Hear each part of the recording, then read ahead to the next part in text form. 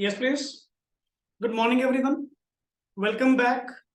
So today हम लोग इस सेशन के अंदर सर डिसोल्यूशन टॉपिक के बेसिकली ग्रुप 2 एडवांस्ड अकाउंटिंग में हम लोगों ने जो डिसोल्यूशन टॉपिक कवर किया जिसकी इंपॉर्टेंस आप लोगों की तकरीबन 15 to 20 मार्क्स की जो वेटेज में बड़े आराम से ये टॉपिक आप लोगों का जो कवर हो सकता है। एक्चुअली सर इसमें वैरायटी ज्यादा होने के कारण क्लियर नंबर ऑफ टॉपिक्स इसमें कवर होते हैं, जिनमें से अगर मैं स्टार्टिंग से थोड़ा सा आपको रिमाइंड अप करवाऊं कि कौन कौन से क्वेश्चंस आपने इसमें डील किए होंगे। सबसे पहले डिसोल्यूशन में बेसिक डिसोल्यूशन आप लोगों ने की होगी एंड आई थिंक सो उसमें इतना कोई कॉन्सेप्ट आप लोगों ने नहीं किया, वो तो +2 लेवल पे भी या स्कैनर में से भी पर्टिकुलर आपने बेसिक क्वेश्चंस डील किए। नंबर 2, थोड़ी सी इंपॉर्टेंस बढ़ने वाला जो कॉन्सेप्ट है that is insolvency of a partner, clear, जिसमें आप लोगों ने गार्नर वर्सेस मरे रूल क्या किया था, अप्लाई किया था, क्लियर। एंड नॉर्मली वो कॉन्सेप्ट की भी वेटेज में लिटिल बिट कह सकता हूं कि ठीक है, अगर आपने एक बार देखा होगा वो जो नोटिंग क्रक्स आपको दिए गए थे कि रियलाइजेशन का लॉस हम हर सॉल्वेंट पार्टनर से मंगवाएंगे वेदर उसकी कैपिटल का बैलेंस डेबिट हो या क्रेडिट, क्लियर। बट सर जो एक्चुअल कैपिटल डेफिशिएंसी होती है वो एक्चुअल कैपिटल डेफिशिएंसी सिर्फ और सिर्फ किस पर्सन से मंगवाई जाती है, जिसका जो पार्टनर सॉल्वेंट होगा प्लस जिसका क्रेडिट बैलेंस होगा वो पर्सन कैपिटल डेफिशिएंसी बियर करते हैं in the capital ratio, clear. And next on जो आपके बेसिक डिसोल्यूशन में जो टॉपिक कवर होता है that is all about piecemeal distribution, clear. And piecemeal literally मैं कह सकता हूं कि अगर एग्जाम पॉइंट से बात करें तो पीसमिल अपने आप में एक अच्छी वेटेज रखता है, क्लियर, जिसमें आप लोगों के पास दो मेथड थे। Number 1 is maximum loss and number 2 is highest relative capital method, clear, जिसको HRCM के नाम से भी आप लोग वर्ड क्या करते हैं, यूज करते हैं, क्लियर। सो बेसिकली इन दोनों को लेकर या इन तीनों टॉपिक्स को लेकर आपका यूनिट वन मतलब डिसोल्यूशन का पार्ट 1 आपका कंप्लीट होता है। इसमें सर अपन ने 100% ऑलमोस्ट कवरेज की हुई है। इसमें मैं आपको कोई एडिशनल क्वेश्चन तो नहीं करवाने वाला बिकॉज ऑलरेडी क्वांटम आपका अच्छा है। पीसमेल डिस्ट्रीब्यूशन में ऑलरेडी आप सारे पॉइंट्स क्या कर चुके हैं, कवर कर चुके हैं। बट इसमें मॉड्यूल में जो एक नया पार्ट मुझे लगा जो आप लोगों के साथ थोड़ा सा डिस्कस होना चाहिए दैट इज इलस्ट्रेशन नंबर 10।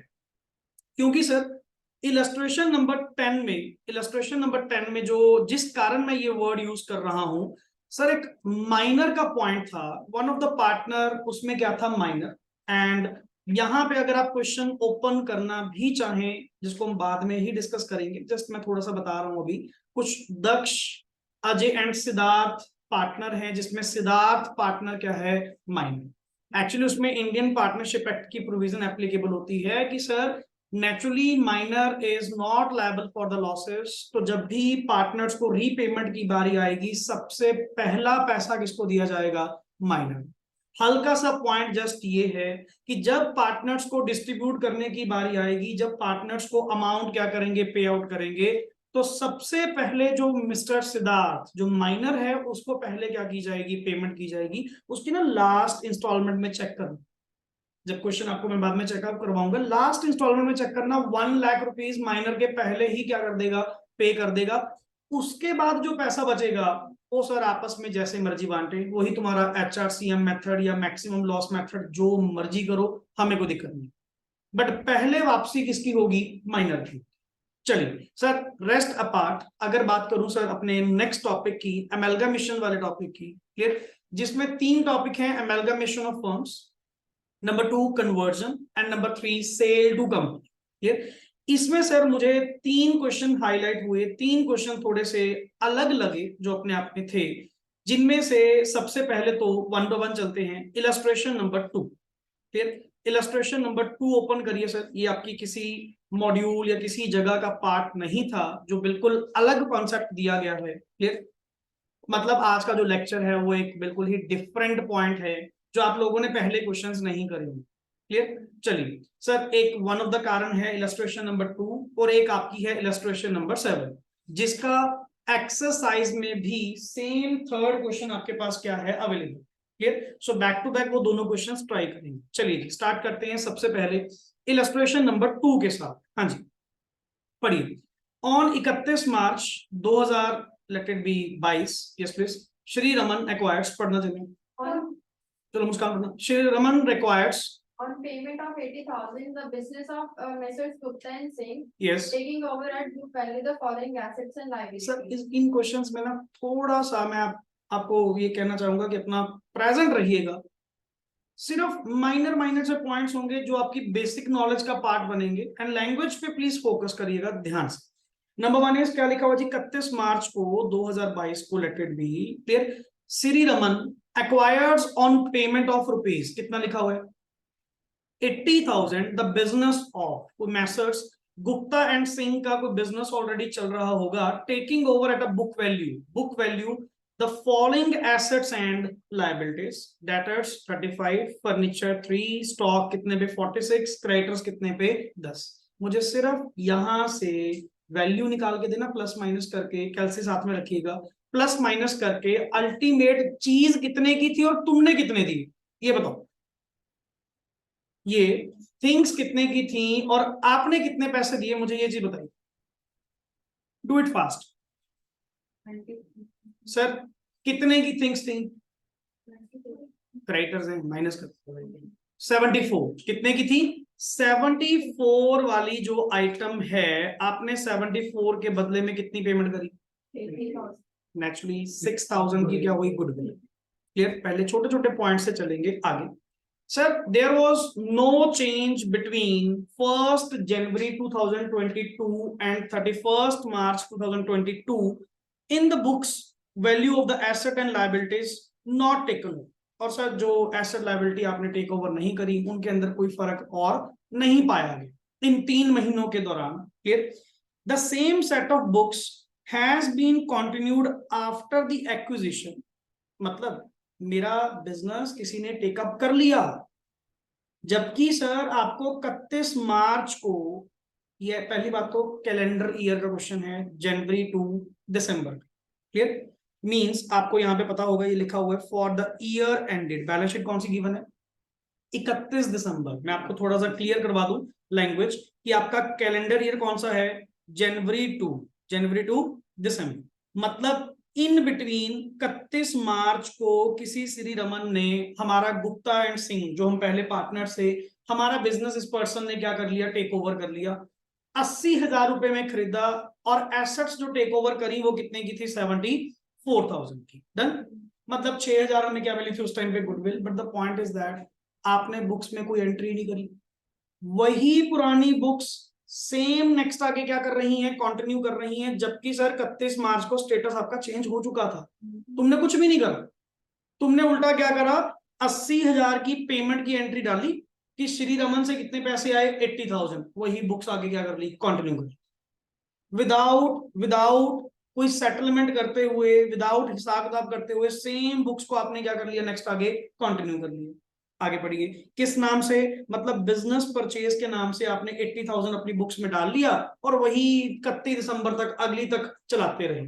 आगे चलिए, from the following balance sheet and trial balance, मैं आपको एक बैलेंस शीट देकर जा रहा हूं और एक ट्रायल बैलेंस देकर जा रहा हूं, प्रिपेयर बिजनेस परचेज अकाउंट मुझे बनाकर दीजिए, प्रॉफिट एंड लॉस बना के दीजिए फॉर द ईयर एंडेड, कौन सा 31 December 2022, and balance sheet at that date, मतलब पूछ रहा है देकर कौन सी, पिछले साल की बैलेंस शीट, पूछ रहा है करंट ईयर की बैलेंस शीट, और जबकि करंट ईयर में पहले 3 महीने तो पुराना बिजनेस ही चल रहा था, 31 मार्च को कोई श्री रमन ने आपका बिजनेस क्या कर लिया था, परचेज कर लिया था बाय पेमेंट ऑफ 80,000, बट आपने कोई बुकिश एंट्री नहीं करी, सिर्फ पेमेंट रिकॉर्ड कर ली, बाकी सारी सेटलमेंट आपका क्या पड़ा है, पेंडिंग पड़ा। मतलब अल्टीमेट क्या ये बैलेंस शीट, पहले ये बताओ क्या इसमें श्री रमन का कुछ होना चाहिए, नहीं, वो एंटर कब करा 31 मार्च 22 को, ये तो प्रीवियस है, तो इसमें तो कौन होंगे, गुप्ता एंड सिंह, कोई बैंक लोन पड़ा है, क्रेडिटर्स पड़े हैं, furniture, investment, insurance policy, stock, debtor, this पड़ा, ओके।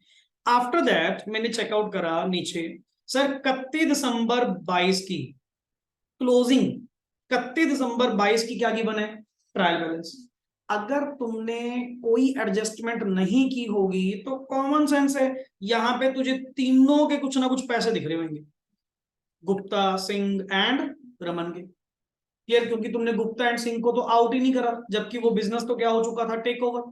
और ये नई वैल्यूज के साथ, मतलब stock, furniture, investment, insurance policy, और ये किस नाम से आ गया देखो वर्ड, बिजनेस परचेज अकाउंट, जो अपने नाम पे पड़ा हुआ है बीच में। क्लियर? कि हाँ मैंने 80,000 की पेमेंट करी तो एंट्री आपने क्या डाल दी, business purchase account debit to bank. इतना सा डाल के आपने क्या कर दिया, वो बुक्स छोड़ दी थी और पुराने वाले बैलेंस सेम क्या कर लिए थे, कंटिन्यू कर लिए थे आगे। नेक्स्ट पढ़ना, bank, debtor, creditor, purchase, expense, sales और क्लोजिंग स्टॉक। मतलब इस ट्रायल की मदद से बस मुझे व्यू पॉइंट ये याद रखना है, पहले 3 महीने का सिनारियो कुछ और था, अगले 9 महीने का सिनारियो कुछ और। क्योंकि 31 मार्च को कोई श्री रमन ये बिजनेस टेक ओवर कर चुका था, तो मुझे सर अल्टीमेटली यहां पे क्या निकालने पड़ेंगे, उन 3 महीने का प्रॉफिट भी तो कुछ हुआ होगा, जो साथ में ही गया होगा परचेज कंसिडरेशन के साथ। तो हम लोगों ने इसको स्टार्ट कैसे करा, इसको समझिएगा, पहले सुनिएगा ध्यान से, फिर आफ्टर द डिस्कस करेंगे। बिजनेस परचेज अकाउंट मैंने बनाया। आप ऊपर वाली बैलेंस शीट में से एक चीज चेकआउट करिए, उसने टेक ओवर क्या क्या करा था। बैलेंस शीट के ऊपर वो जो सबसे पहले कंटेंट 74 था, जो मुझे यहाँ पे लिखवाना, क्या क्या था, डेटर, स्टॉक, फर्नीचर और क्रेडिट। अब उसकी पुरानी बैलेंस शीट देख, इन 4 वर्ड्स के अलावा क्या क्या पड़ा है, इन 4 वर्ड्स के अलावा क्या क्या पड़ा है, इन्वेस्टमेंट, पॉलिसी और बैंक। सर अगर वो टेक ओवर नहीं किया गया, एक फायदा एक नुकसान, जिसके बारे में कुछ नहीं बता कर गया, मैं तो नॉर्मली उसको क्या कंसीडर करूंगा कि मेरे लिए तो सर लॉस है जी। क्लियर? कि इन्वेस्टमेंट कितने की थी, 5,000 की, और इंश्योरेंस पॉलिसी कितने की थी, 2,000 की, डेट। और जो बैंक लोन टेक ओवर नहीं किया था, वो अपने लिए काइंड ऑफ क्या हो गया, प्रॉफिट। और कुल मिलाकर उस दिन आपकी कैपिटल कितनी एग्जिस्ट करती थी, कैपिटल कितनी एग्जिस्ट करती थी, 30-20, कितनी एग्जिस्ट करती थी, 30-20। क्लियर? और ये गुडविल वर्ड कहां से आया सर, गुडविल वर्ड कहां से आया सर, मैंने आपको पेमेंट कितनी करी थी, 80, जबकि एसेट कंसिस्ट ऑफ, एसेट कितने की थी, सिर्फ 74, तो 6,000 वहां पे क्या हुई, गुडविल। तो टिल दैट डेट मैंने यहाँ पे चेकआउट करा कि मेरी कुछ बैलेंसिंग फिगर अभी भी बच रही है, कि मेरी कुछ बैलेंसिंग फिगर अभी भी बच रही है। एंड दैट इज योर क्या निकलेगा यहां से, प्रॉफिट एंड, और ये प्रॉफिट एंड लॉस कौन सा है, balancing figure profit up to कौन से डेट तक, 31 मार्च 2022, जिसको आप कहते हैं ना काइंड ऑफ रीवैल्यूएशन या रियलाइजेशन अकाउंट भी अगर बनाते तो उसमें आपको ये प्रॉफिट निकलता नॉर्मल। क्लियर? क्योंकि वही बात आ गई, बैंक लोन अगर नेक्स्ट लोन टेक ओवर नहीं करा किसी ने तो 18,000 प्रॉफिट में चला जाता, और तेरी इन्वेस्टमेंट डेड हो गई, इंश्योरेंस डेड हो गई, तो उसमें से वो माइनस हो जाता, और गुडविल कितने की आ गई, 6,000 की आ गई। तो कुल मिलाकर आपको जो प्रॉफिट निकला पहले 3 महीने का, दैट इज योर कितना, रियलाइजेशन का प्रॉफिट कह सकता हूं इसको मैं, कितना निकला, 13,000। Clear? This is my business purchase. मैंने एक बार सेटल करा, और जहां से मैंने ये बैलेंस फिगर निकाली कि सर उस टाइम पे जो तुमने बुक्स नहीं बनाई थी, अगर तुम बनाते तो तुम्हें ये 13,000 का क्या मिलता, प्रॉफिट मिलता, अगर तुम प्रॉपर वे से क्या बनाते, रियलाइजेशन अकाउंट बनाते, पर तुमने तो कुछ भी नहीं बनाया। अब सुन, प्रॉफिट एंड लॉस अकाउंट, यहाँ पे प्रॉफिट एंड लॉस अकाउंट, अब नॉर्मली जो करंट ट्रायल गिवन है उसमें से करंट ईयर का प्रॉफिट तो निकाल लें। करंट ईयर का प्रॉफिट निकालने के लिए अल्टीमेटली मेरी सेल्स देखना कितनी थी, 4 लाख रुपए। क्लोजिंग स्टॉक नीचे ट्रायल के बाहर लिखा हुआ है 50,000, ओपनिंग स्टॉक कितना था 40, परचेज कितनी है 320, और कोई एक्सपेंस पड़े होंगे 12,000। और सर प्रॉफिट अप टू 13 मार्च भी तो बीच में ही चले गए ना मेरे, वो भी तो काइंड ऑफ मेरा नुकसान ही एक तरह का। तो नटशेल, या मैं कह सकता हूं, देखो सिंपल सी बात है, अगर 13,000 आप यहां से नहीं डालेंगे ना तो वो पूरे साल के प्रॉफिट आएंगे। जबकि मिस्टर श्री रमन जो भी पर्सन है, इसने एक्वायर किस दिन करा, 31 मार्च, इसके हिस्से में प्रॉफिट कब से आने चाहिए, 31 मार्च के बाद वाले। और ये जो 13,000 है ये कौन सा प्रॉफिट है? ये तो सर आपका रियलाइज्ड का टाइम था, वो तो आपके पीसी के थ्रू क्या हो चुका होगा, सेटल हो चुका होगा। तो नटशेल जो मेरे हिस्से प्रॉफिट आता है वो कौन सा आता है? अब इससे अगर आप मुझे करंट बैलेंस शीट बनाने को कहते भी हो तो सिंपल सी बात, मेरी कैपिटल कितनी थी सर? 30, ऑलरेडी ट्रायल के अंदर गिवन है, क्लियर। प्रॉफिट उसमें कितना हुआ? क्रेडिटर्स कितने थे? ये क्लोजिंग क्रेडिटर्स, क्लियर। क्लोजिंग मतलब सर वो जो टेक ओवर किए थे वो 10, बट मुझे करंट बैलेंसेस गिवन है 31 दिसंबर के, तो मैं 31 दिसंबर के बैलेंसेस ही क्या करूंगा? यूज करूंगा, क्लियर। गुडविल आपकी ऑलरेडी कितनी है? नेचुरली 6000। फर्नीचर चेक करना, current balance 3000। Stock in trade current, debtors 48 and cash at bank कितना सर? सिंपल सा point। मतलब ये ना एक क्वेश्चन ही ऐसा बनाया गया अल्टीमेटली, जिसमें ना आपको 2 साल मिक्स करके दे। मैंने तुमसे पता क्या पूछा कि मुझे करंट ईयर की क्या बनाकर दो? Balance sheet. बट ये बैलेंस शीट तो तब सही बन पाएगी ना, और 31/12 को मिस्टर सिर्फ कौन होना चाहिए? और तेरी ट्रायल में कौन फिर रहे हैं बीच में? गुप्ता एंड सिंह। वो क्यों आ रहे हैं? क्योंकि तुमने 31 मार्च को जब टेक ओवर हुआ था उस टाइम पे 80,000 की प्रॉपर वे से सेटलमेंट नहीं करी, उनको आउट करना था। ये उल्टा आ गया, ये भी कन्वर्जन है। ये फर्म में नहीं, फर्म से उल्टा किसमें जा रहा है? प्रोप्राइटरशिप में जा रहा है। समझ रहे हो ना? बड़ी उल्टा किसमें आ रहा है? प्रोप्राइटरशिप में आ रहा है। ये उस पॉइंट की बात। इसीलिए मुझे अपनी रेक्टिफिकेशन करनी पड़ी, मुझे अपना अकाउंट सेटलमेंट करना पड़ा कि सर ये किस बेसिस पे इन्होंने अकाउंट्स बनाए होंगे। समझे पॉइंट? आगे चलिए सर, गुडविल तो ऑलरेडी आप निकाल चुके थे, ये जो आपका 6000 वाला पॉइंट था। और इंक्रीज इन नेट एसेट्स, बाकी सर अगर आप 13,000 का प्रॉफिट निकालना भी चाहते हैं वो निकल भी जाएगा, निकल भी जाएगा। 1 जनवरी को तेरा डेटर कितने थे? मतलब पुरानी बैलेंस शीट देख, और उसने कितने पे टेक ओवर करा। मैं तुझे बार बार बोल रहा हूँ ना कि 13,000 कौन सा प्रॉफिट है? रियलाइजेशन का प्रॉफिट है। चेक कर, एक चीज बता, 30,000 वाली चीज कितने की होगी? 35। कितना प्रॉफिट हुआ यहाँ पे? 5। नेक्स्ट आगे, स्टॉक कितने का था सर? 40। कितने में लेकर गया? 46। कितना बढ़ गया? 6। 3 का 3 फर्नीचर सेम। क्रेडिटर्स 12 की जगह कितने हुए? 10। तो अल्टीमेट 12 की जगह कितने हुए? 2 का मतलब उल्टा फायदा हो गया ना। आपकी लाइबिलिटी जो कम लेकर गया उल्टा, वो तो ये भी तो प्लस होएगा। तो टोटल नटशेल प्रॉफिट आपको कितना हुआ?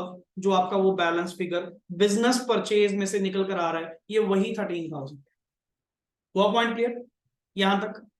मतलब इसको तुम अगर वैसे अब सॉल्व कर रहे हैं तो आपको शायद कुछ भी नहीं लग रहा होगा, बट यही क्वेश्चन अगर एग्जाम में आ जाता या नॉर्मली अगर पूछा जाता तो सर बहुत कुछ बन जाता। कि पता ही सर पुरानी बैलेंस शीट भी आ रही है 31 दिसंबर की, ट्रायल भी 31 दिसंबर की, और बीच में 31 मार्च को टेक ओवर भी करा है, बुक्स भी सेम चल रही हैं, तो उसको कैसे सेटल डाउन करें? पहले रूल के मुताबिक ये सोच होना क्या चाहिए था? 31 मार्च को बुक्स आपकी एक बार सेटल डाउन होनी चाहिए थी, क्योंकि पार्टनर्स को बाहर भेजना था, मतलब, और उसकी जगह एंट्रेंस किसकी होनी थी? श्री रमन की।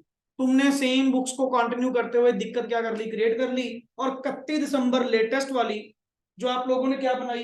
बैलेंस शीट बनाई। उसमें तो नेचुरली ट्रायल जो बनाई उसमें नेचुरली सबके बैलेंस आ रहे होंगे, तो आपको सर पहले पुराना सेटलमेंट सही करना होगा, रियलाइजेशन के प्रॉफिट्स एंड ऑल सब कुछ निकालने होंगे।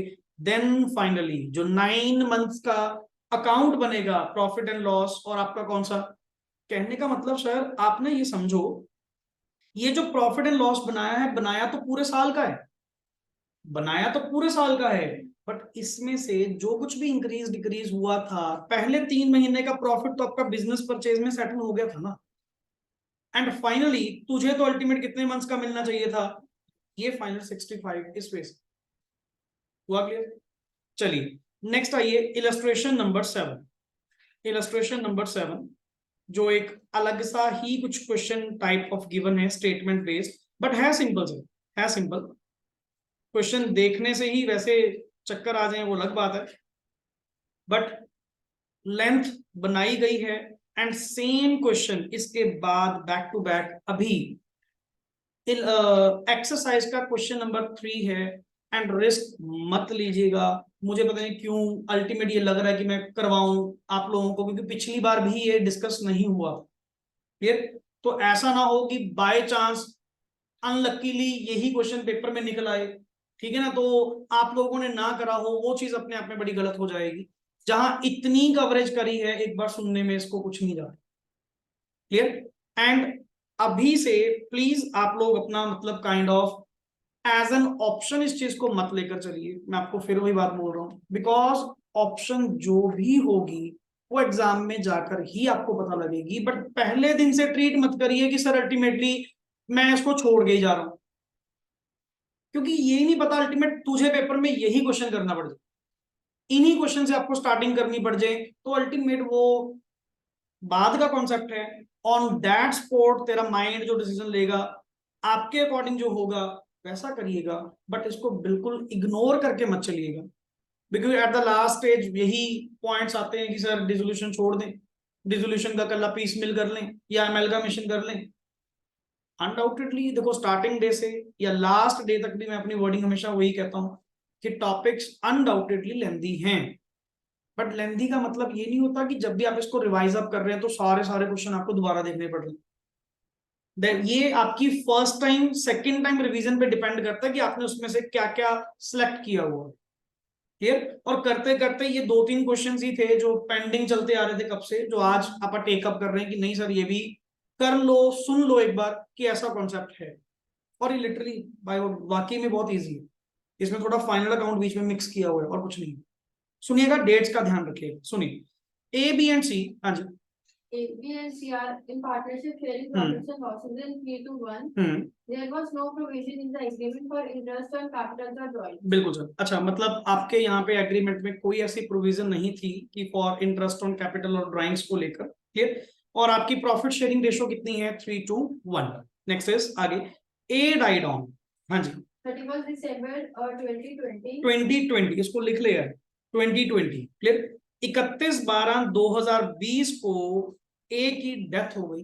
ये ना खेलेगा मतलब अल्टीमेट बहुत चीजें बीच में आएंगी, बीच में ही सेल चल रही है, बीच में ही डेथ हो रही है, बीच में ही नेक्स्ट कंटिन्यू कर रहे हैं, लेंथ पकड़ी हुई है क्वेश्चन की मैक्सिमम। जैसे अपन 1-2 क्वेश्चन पहले भी करे थे, मॉड्यूल में भी हैं, एडमिशन भी बीच में चल रही है, ठीक है ना। वो सारे कॉन्सेप्ट्स 1 बाय 1 आपके चलते जा रहे हैं उस चीज को लेकर, क्लियर। नेक्स्ट इज आगे बढ़िए। हाँ जी। By the partnership agreement. On that date the partner balances were as under। Partner के बैलेंसेस कितने कितने हैं सर? कैपिटल अकाउंट और करंट अकाउंट। एक झंझट ये आ गया बीच में।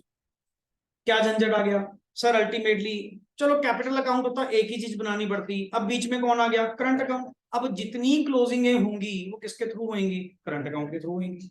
और डेथ का केस है, अब डेथ का ट्रीटमेंट आपने +2 लेवल में पढ़ा हुआ है कि पहले इसकी बुक्स क्लोज करनी पड़ेगी, इसको निपटाना पड़ेगा। और आप लोगों ने एक एग्जीक्यूटर अकाउंट पढ़ा ना, लोन अकाउंट। ये आधे से ज्यादा इस क्वेश्चन में पंगा जो खड़ा करा है ना, किसने करा है? वो सिर्फ एग्जीक्यूटर अकाउंट ने करा। कहते ना जी मेरे तो पैसे दो, और फर्म के पास पैसे कहां पे? फर्म के पास पैसे होते तो अल्टीमेट क्या हमें नेक्स्ट आगे किसी को कन्वर्ट करवाना पड़ता, सेल करवाना पड़ता। पढ़िए sir, by the partnership agreement the sum due to his estate, जितनी भी उसकी बनती है, was required to be paid within a period of, खुला टाइम मांग लिया जी, 3 साल में दे देंगे जितने पैसे बनते रहेंगे, जब जब पैसे आएंगे देते रहेंगे। एंड मिनिमम इंस्टॉलमेंट जो देनी है हर बार कितनी देनी है? 20,000 each were to be paid the first such installment falling due immediately after death। पहली किस्त तो जिस दिन उसकी डेथ हुई उसी दिन दो। और किस्त मिनिमम कितनी होनी चाहिए? And the subsequent installments at कितने पे? हाफ ईयरली इंटरवल्स पे। तो एक चीज बता, डेथ कब हुई? 31/12/2020। अगला ईयर कौन सा आने वाला है? 21। 21 में ये भी क्वेश्चन आपका कैलेंडर ईयर है, नीचे चेक कर लेना अकाउंट्स जनवरी टू दिसंबर वाले, मैं पहले बता रहा हूं आपको, क्लियर। तो पहली किस्त कब बनेगी? मतलब 1 तारीख कह लो, 1 तारीख। दूसरी किस्त कब बनेगी? 21 में ही 30 जून को। तीसरी किस्त कब बनेगी? 21 में ही 31/12 को। मतलब पहले ही साल 3 किस्तें जा चुकी। एज पर टर्म एक तो जिस दिन डेथ हुई, बाकी 6 इंटरवल्स पे तो 2 बनती हैं। मतलब तुझे अच्छा एक बात बता, जो 31/12 को पे करोगे क्या उस पर कोई इंटरेस्ट? 31/12 को जो पहली अपन इंस्टॉलमेंट देंगे, क्या उस पर कोई इंटरेस्ट? आज ही तो अमाउंट ड्यू हुई है और आज ही उसमें से 20,000 दे रहे हैं। पर जो अगली इंस्टॉलमेंट्स जाएंगी उनके साथ क्या लगेगा? Interest at the rate. अगला 6 महीने बाद क्यों पैसे लेंगे? फिर अगली किस्त जाएगी 6 महीने के बाद, अगली किस्त जाएगी उससे 6 महीने के बाद। तो सर इंटरेस्ट तो साथ में देना पड़ेगा, इंटरेस्ट तो पे आउट करना पड़ेगा। और इंटरेस्ट किस पे लगता है? आउटस्टैंडिंग बैलेंस पे। मान लो फर्ज करो 160 बचा, जो उसका ड्यू बना 160 बना, 160 में से 20 उसी दिन गया। ओपनिंग आउटस्टैंडिंग कितना हुआ? 140, जिसमें से पहली किस्त कब जाएगी? 30 जून को। कितनी जाएगी? 20। बट उस 20 में इंटरेस्ट भी तो होगा।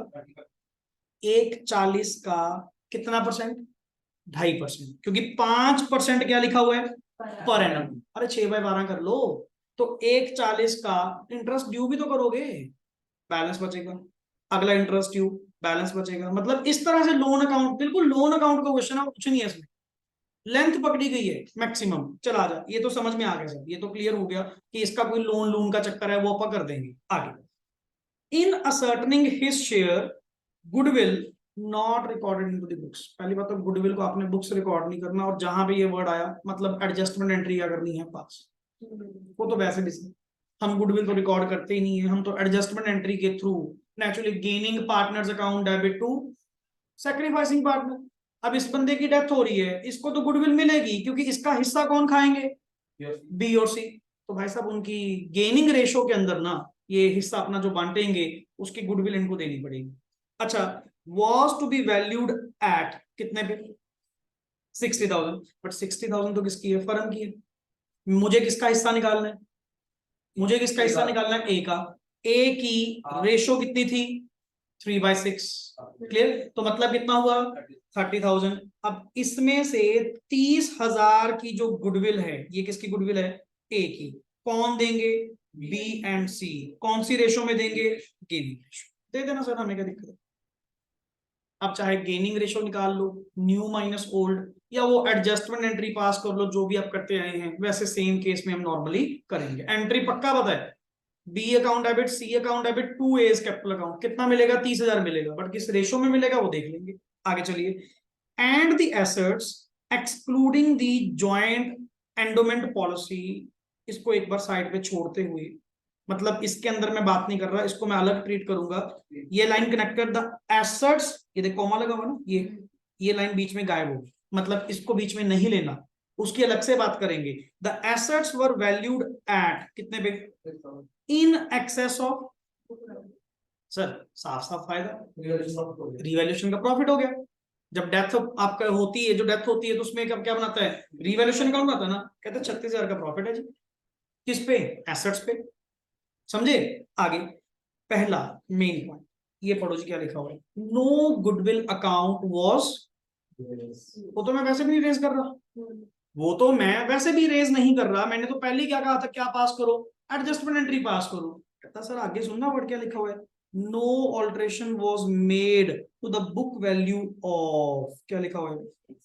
मतलब सर, मतलब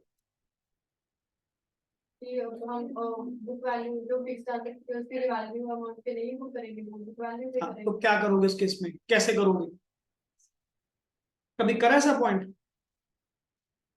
कभी ऐसा पॉइंट करा है? नहीं, मैं याद कर रहा हूँ।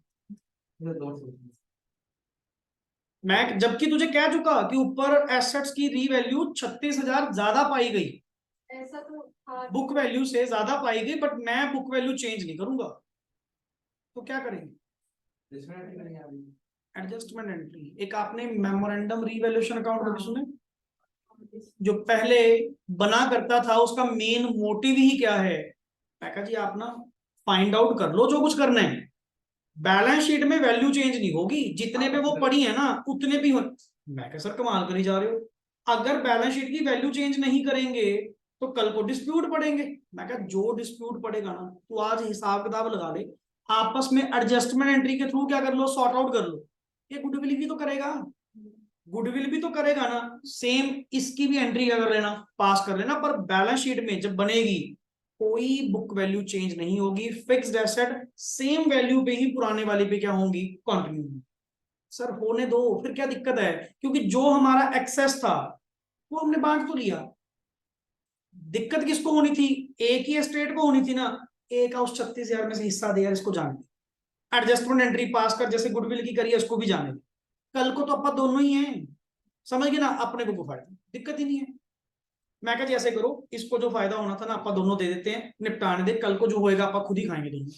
That is no alteration was made to the book value of fixed asset. तो हल्के से हिंट के लिए, जो पहले अगर कभी कॉन्सेप्ट आपने सुना होगा मेमोरेंडम रीवैल्यूएशन अकाउंट, जो स्पेशली बनता क्यों था कि जब आपने एसेट्स की बुक वैल्यू को चेंज नहीं करना होता था, क्योंकि अगर रीवैल्यूएशन अकाउंट बनाओगे तो एसेट्स की वैल्यू बढ़ेगी या कम होगी। कहता जी एसेट की वैल्यू चेंज नहीं करनी, मैं कहा ना कर, वहीं पे कंटिन्यू कर ले, हमें कोई इशू नहीं है। पढ़िए आगे, द ज्वाइंट एश्योरेंस, कहता है बाजू ये ऊपर वाली जो बीच में थी जिसकी मैं बात नहीं करके आया था, the joint assurance policy shown in the books at matured on, कब मैच्योर्ड हुई, 1/1/21 साल के पहले दिन, मतलब इसी साल के स्टार्टिंग में मैच्योर्ड हुई, रियलाइजिंग कितना, लो जी 6,000 का फायदा यहां से आ गया। बुक वैल्यू कितने की थी, 20 की, रियलाइज कितने की होगी, 26 की, 6 का फायदा अपने को यहां से मिल गया। Payment of ₹20,000 each were made to his executor on, पहली जो ऑन द स्पॉट थी, 30/6 जो दूसरी किस्त थी, 31/12 जो तीसरी किस्त थी। पहले साल में 3 पेमेंटें जानी थी, 3 की 3 पेमेंटें मैंने पूरी करी, 20-20 हजार करी। मेरे को कहा था ना मिनिमम कितनी करनी है, 20,000। मैं कहा जी मैक्सिमम कहां से कर दूं, मेरे को तो आप पैसों की पड़ी है, मेरे पास कौन से पैसे पड़े, मैं तो 20,000 मसा इकट्ठे कर रहा हूं, समझ गए ना। आगे, B and C continued the trading on the same term as previously and the net profit for the year 2021 का, 20 के लास्ट में डेथ हुई थी और 21 में उसका निपटारा करना शुरू कर दिया था अपन ने, जिसकी पहली किस्त साल के पहले दिन, दूसरी किस्त 6 महीने बाद, तीसरी किस्त फिर 6 महीने बाद, उसकी तो 3 किस्तें गई, पर हमने तो काम शुरू रखा। BNC ने पूरा ट्रेडिंग करी है, काम करी है आगे, और हमारा प्रॉफिट निकल कर आया कितना, बट ये क्या था, before charging interest due to, मतलब रूल के मुताबिक तुझे सबसे पहले किसका अकाउंट वाइंड अप करना होगा, ए का, क्योंकि ए का वाइंड अप करेगा तुझे वहां से आउटस्टैंडिंग बैलेंस मिलेगा, आउटस्टैंडिंग बैलेंस के ऊपर क्या लगेगा, तब जाके तू इनके प्रॉफिट्स का कुछ कर पाएगा। क्योंकि मैं कह रहा हूं हाँ मैंने 32,000 कमाया, बट ये ट्रेडिंग प्रॉफिट है, इसमें मैंने अभी वो इंटरेस्ट माइनस नहीं करा जो किसको देना था, ए के एग्जीक्यूटर को, क्लियर। और वो किस्त थी 6-6 महीने वाली, तो सर आपको 2 बार ना पहले वो इंटरेस्ट निकालना पड़ेगा। मैं कहा जी वो निकालने के लिए मुझे पहले ए का, पहले करंट अकाउंट वाइंड अप करूंगा, करंट अकाउंट वाइंड अप करके कहां जाऊंगा, कैपिटल में, कैपिटल से ट्रांसफर किसमें मारूंगा, उसके एग्जीक्यूटर लोन में, वहां से उसका एग्जीक्यूटर लोन अकाउंट क्या होगा, स्टार्ट होगा। देखते जाना कहां कहां तक खेलेगा।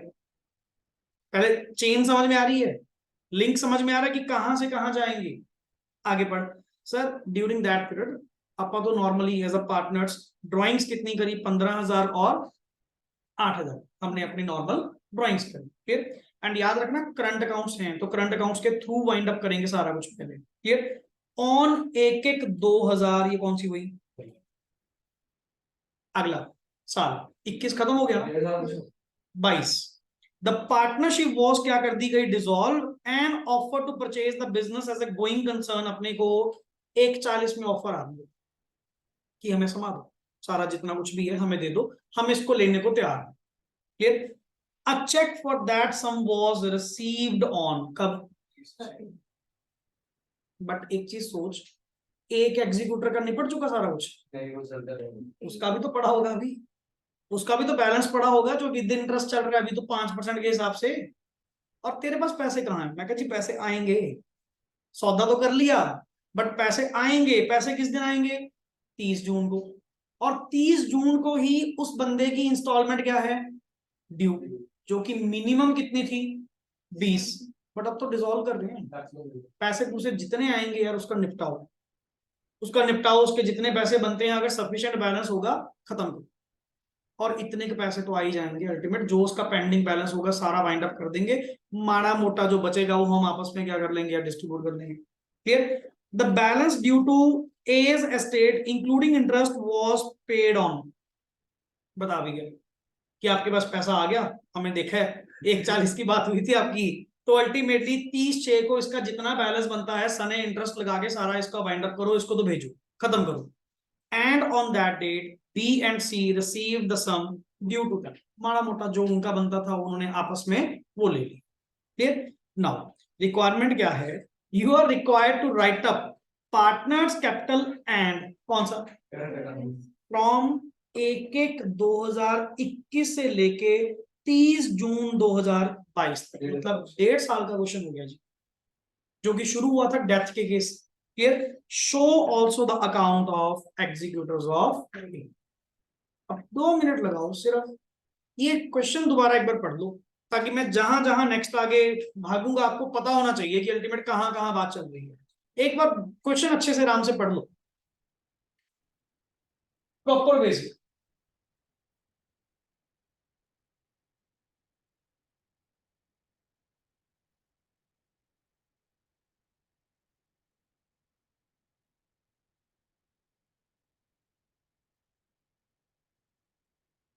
क्योंकि इसका सेम क्वेश्चन आपका एक्सरसाइज का भी नंबर 3 है।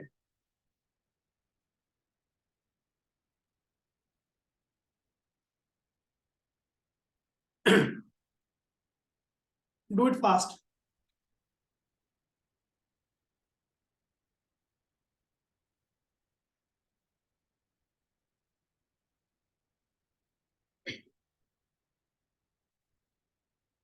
एंड ईमानदारी से बताना, क्वेश्चन की लैंग्वेज समझ में आई?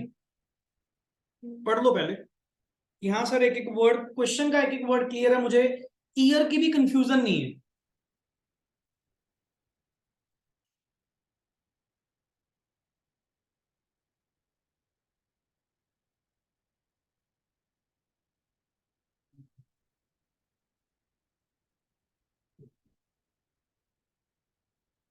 बोलो जी, करें स्टार्ट? क्वेश्चन पढ़ लिया अच्छे से? चलिए, अब रूल के मुताबिक मैं हमेशा आपको क्या बताता हूँ, इवन प्रेपरेशन आप लोग अभी फॉर द फाइनल एग्जाम आप रेडी करेंगे, जब भी जो भी कुछ पढ़ रहे हो ना, एक बार क्वेश्चन पढ़ने के बाद या जो भी कुछ करा उसका ना स्टार्टिंग पॉइंट सोचो, स्टार्ट कहां से। और ये एक ऐसा पॉइंट है, जब तुम्हें स्टार्टिंग पॉइंट उसका पता लग गया ना, क्वेश्चन आपका लाइन वाइज खुलता जाएगा, जिसको मैं हमेशा वर्ड बोलता हूँ स्ट्रक्चर। स्ट्रक्चर तुझे पता होना चाहिए, क्वेश्चन कहां से कहां तक जाएगा। ठीक? जैसे मिल्खा सिंह की लास्ट रेस देखी थी, पूरा नाप लेता है अल्टीमेट की कैसे रूट बनेगा, कहां जाना है मैंने, क्यों, उसके बाद तो पागलों की तरह भागना है, फिर थोड़ी देर रास्ता कहां पे। वही चीज सेम है आपके लिए, जब भी कोई टॉपिक आप तैयार कर रहे हो, जब भी आप कोई न्यूमेरिकल तैयार कर रहे हो, उसका स्ट्रक्चर खाओ पहले, तो क्वेश्चन कहां से कहां जा रहा है ये चीज फाइंड आउट करो उसमें। ऐसा नहीं है कि अल्टीमेट आपको 10 के 10 क्वेश्चन करने पड़ेंगे, क्वेश्चन तो 2 कर ले, तसल्ली से कर ले, बाकियों में तो ऊपर ऊपर से पॉइंट भी देख लिया कि हाँ यहाँ पे ये था, कैलसी पे फटाफट या जो नॉर्मली है करके देख लिया। बट जब तक स्ट्रक्चर क्लियर नहीं होगा ना, अपना लिखने का हौसला ही नहीं बनेगा, या लिखा कटिंग कर दी, लिखा कटिंग कर दी, वो काम नहीं होगा, समझे ना। अब इस क्वेश्चन में द रूल वन इज, पहले तो डेथ हुई ना, किसकी डेथ हुई, एक, जिसके लिए तुझे पता है एक तो सर रिवैल्यूएशन अकाउंट बनाना था, और क्या एक गुडविल का पॉइंट करना था, तो पहले मैं उनको अलग कर लूं, उनकी सेटलमेंट कर लूं, और गुडविल को तो पता ही है कि क्या पास करनी थी, एडजस्टमेंट एंट्री। और ये कौन है अपना रिवैल्यूएशन वाला, जो 36,000 का फायदा हुआ था, और एक एंडोमेंट पॉलिसी पे 6,000 का फायदा हुआ था, और उसने कहा था कि अल्टीमेट हम कोई फिक्स्ड एसेट की वैल्यू चेंज नहीं करेंगे, सेम रखेंगे। मैं कहा जी फिर इसकी भी एडजस्टमेंट एंट्री पास होगी। तो सबसे पहले ना नीचे वर्किंग नोट पे आ, तेरे पास कहीं वर्किंग नोट होंगे गुडविल का, और वो ये चेक कर, share of goodwill before death कितनी थी सर आपकी, 60,000, एंड रेशो कितनी थी, 3:1। और तुम्हें पता है कि सबसे पहले ओल्ड रेशो में क्या कर दो, क्रेडिट, सेम गुडविल को न्यू रेशो में क्या कर दो, डेबिट। क्या क्वेश्चन में न्यू रेशो गिवन है? क्या क्वेश्चन में न्यू रेशो गिवन है? अच्छा 3:1 था, 3 चला गया, कुछ नहीं बता कर गया, तो 2:1 में कंटिन्यू करेंगे। और 2:1 में इसको क्या कर दो, डेबिट कर दो। तो आपकी एडजस्टमेंट एंट्री, एंट्री बोलना सर क्या बनी? एडजस्टमेंट एंट्री बोलना क्या बनी? 20 capital debit, sorry 20 current account debit, current के थ्रू चलेगा ना। 20 करंट अकाउंट डेबिट कितना? 20। C's current account debit 10, 2 his current account. Same. क्या तुझे ये समझ में आया कि सर ये अल्टीमेट जो आपका 36,000 रुपए का प्रॉफिट था, उसमें से 3/6 करते हुए ए का प्रॉफिट कितना बनता था? 18। अब ए का ये 18,000 नेचुरली प्रॉफिट कौन देगा? बी और सी देंगे। अब देख, इसने 36,000 को वही सेम कॉन्सेप्ट गुडविल वाला, पहले 3:1 में क्या कर दिया, क्रेडिट, और फिर 36,000 को 2:1 में क्या कर दिया, डेबिट। नट्सल एंट्री चेक करना सर, नट्सल एंट्री क्या बनी? वही 20 capital, sorry 20 current account debit, C's current account debit 2। 2 point clear हो? क्या पूरे क्वेश्चन में इसके अलावा ए का कुछ देना था अपन ने? हाँ, एक वो अलग से दे देंगे, उसमें भी कितना हिस्सा बनता है उसका वो दे देंगे। डन, वो तो सबको ही दे देंगे, ले लो भाई। ये तो नहीं मिलेगा। एक चीज बता, अब 36,000 का जो ये फायदा हुआ था रीवैल्यूएशन का, तुम बाकी पार्टनर तो मुकर गए थे ना। तुम तो क्या कह गए थे, नहीं जी बुक वैल्यू हम चेंज नहीं करेंगे। तो भाई इसमें तुझे कुछ नहीं मिलेगा, गुडविल तुम्हें कुछ नहीं मिलेगी, बी एंड सी को। सिर्फ ज्वाइंट पॉलिसी तो रियलाइज ही होगी ना, वो तो सबको ही पैसा मिलेगा। 6,000 का प्रॉफिट हुआ, 3-2-1 में बांट, 3,000 2,000 1,000, ये तो सबको ही दे दो, सबके करंट अकाउंट में उसी टाइम दे दो। इसको तो समझो पॉइंट। नॉर्मली डाउट क्या आएगा, सर वो जो 36,000 का फायदा हुआ था फिक्स्ड एसेट्स के केस में, हमने बाकियों को क्यों नहीं दिया? अरे बाकियों ने ही तो कहा था कि बुक वैल्यू को चेंज नहीं करना, इसका निपटाओ जो देना है हम दे देंगे, कल को हम खाएंगे आराम से। ठीक है सर। नहीं तो अगर ये लाइन ना होती ना, अगर ये लाइन ना होती ना, तो तेरा ये बनना था 36,000 का सीधा 3-2-1 में प्रॉफिट सबको बांटते खत्म करते, और रीवैल्यूड अमाउंट पे ही क्या आती तेरी बैलेंस शीट आती, फिर सब कुछ वैसे चलता नॉर्मली। अब चल बेसिक्स, बैक पे आ, बैक पे आ, यहाँ पे करंट अकाउंट में आ जाओ, सेकंड पेज पे, सेकंड पेज पे करंट अकाउंट में आओ। सबसे पहले मुझे करंट अकाउंट का बैलेंस बता, by balance BD, opening check कर, ओपनिंग चेक कर कितना कितना था, 2920 इनके क्रेडिट थे और इसका 5 क्या था? सर आपने ये अभी ताजी ताजी एंट्री है, 20 और 10 गुडविल का, 12 और 6 रिवैल्यूएशन का, क्लियर। और ये 3-2-1 ये कौन सा है? JLP 6,000, मतलब वो ज्वाइंट पॉलिसी जो आपने रियलाइज करी, ज्वाइंट प्रॉफिट जो आपका हुआ था। मेरा पॉइंट समझ लो कि मैंने इसको क्यों बांटा, अरे खत्म ही हो गया।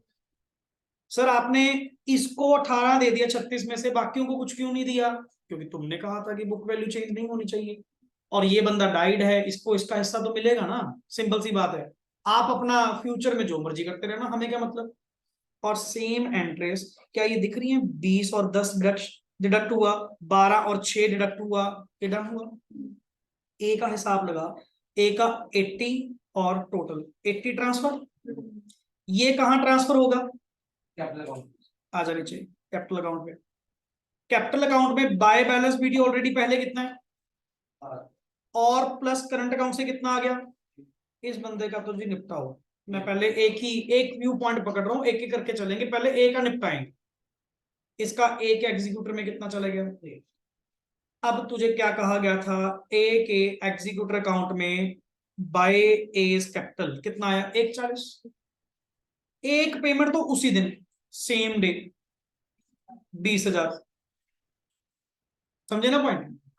और कहीं चेक करना ऊपर कोई बैलेंस शीट गिवन थी अपने को? बैलेंस शीट तो गिवन नहीं, तो पैसे पता ही नहीं अपने पास है या नहीं है। तो मिनिमम चलो 20,000 कहीं से क्या, ये ज्वाइंट पॉलिसी बेची नहीं है 26,000 की, तेरे पास पैसे ही उतने गए, कहां से इतने पैसे दे देगा? तो 20,000 की मिनिमम दे दिया, कुछ माड़ा मोटा कैश रख दिया। इसका बैलेंस कितना बचा? 1:20 पे कैसे होगा? इंस्टॉलमेंट्स में तो होगा, और 3 साल की खुला टाइम ले लिया अपन ने, बट मिनिमम इंस्टॉलमेंट कितने की होनी चाहिए? 20। और मेरी तो हालत पहली टाइट है, अपने पास कौन सा कोई बहुत बड़े पॉइंट बने, ठीक है ना।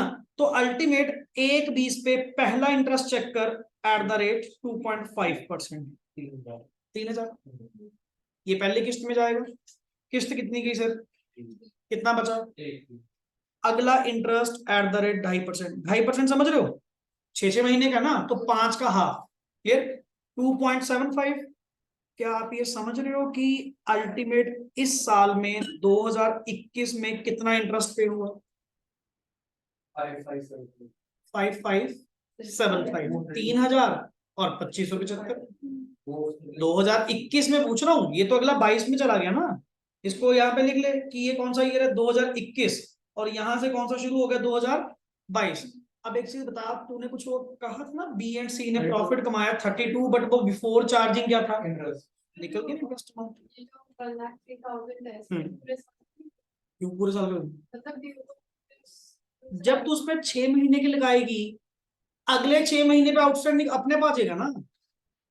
समझ नहीं रहे आप? उसमें मान लो इंस्टॉलमेंट कब ड्यू है, तो उस पर 6 महीने का कवर करूंगा ना। जब उसमें से बैलेंस कट जाएगा, वो बैलेंस पे फिर अगले 6 महीने पे आ जाएगा। है तो पूरी अमाउंट पे ले रहे हैं आप। क्लियर, यहां तक क्लियर?